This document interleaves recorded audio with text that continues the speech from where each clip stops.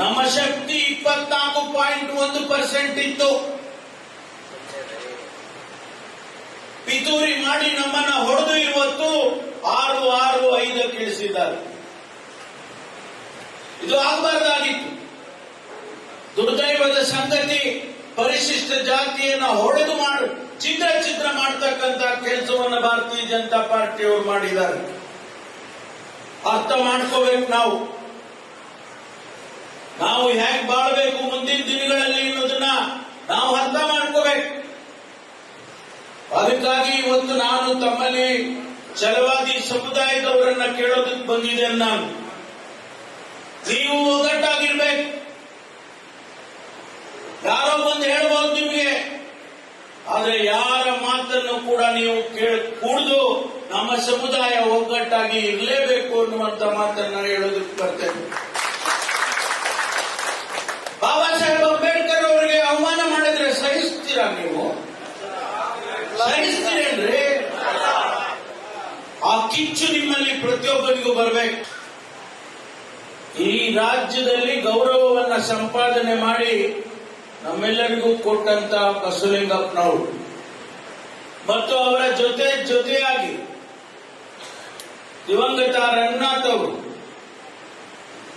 ನಮಗೆ ಎರಡು ಕಣ್ಣುಗಳ ರೀತಿಯಲ್ಲಿ ಆ ಸಂದರ್ಭದಲ್ಲಿ ಹೋರಾಟ ಮಾಡಿ ಅವತ್ಯಾವ ಲೆಫ್ಟು ಇಲ್ಲ ರೈಟು ಇಲ್ಲ, ಒಂದೇ ಪರಿಶಿಷ್ಟ ಜಾತಿಗೆ ಸೇರಿದಂತಹ ಸಮುದಾಯಗಳಿಗೆ ಒಂದು ಧೈರ್ಯವನ್ನ ತಂದುಕೊಟ್ಟಿದ್ದು ಯಾರಾದರೂ ಇದ್ರೆ ಅದು ಬಸವಲಿಂಗಪ್ಪನವರು, ರಂಗನಾಥ್ ಅವರು.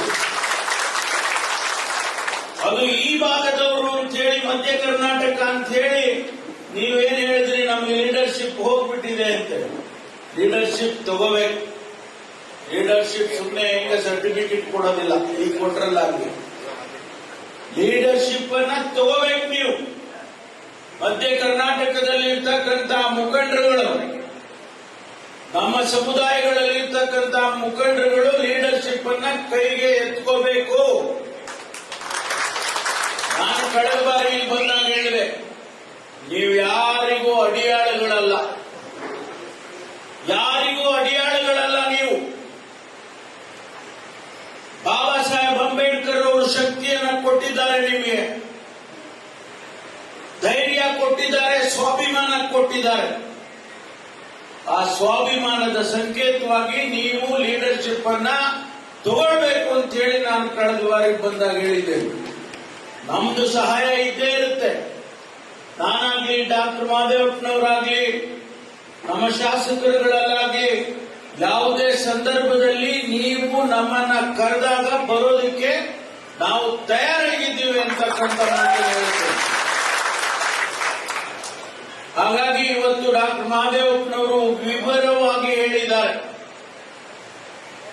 ಬಾಬಾ ಸಾಹೇಬ್ ಅಂಬೇಡ್ಕರ್ ಅವರ ನೀತಿ ನಿಯಮಗಳನ್ನ ಇಡೀ ಪ್ರಪಂಚ ಮೆಚ್ಚಿಕೊಂಡಿದೆ. ಸಮಾನತೆಯನ್ನ ಪ್ರತಿಪಾದಿಸಿದಂತ ಬಾಬಾ ಸಾಹೇಬ್ ಅಂಬೇಡ್ಕರ್ ಅವರನ್ನ ಪ್ರಪಂಚ ಗುರುತಿಸಿದೆ. ನಾವು ಗುರುತಿಸೋದಲ್ಲ. ಯಾರಿಗಾದ್ರೂ ಹೈಯೆಸ್ಟ್ ಪ್ರತಿಮೆ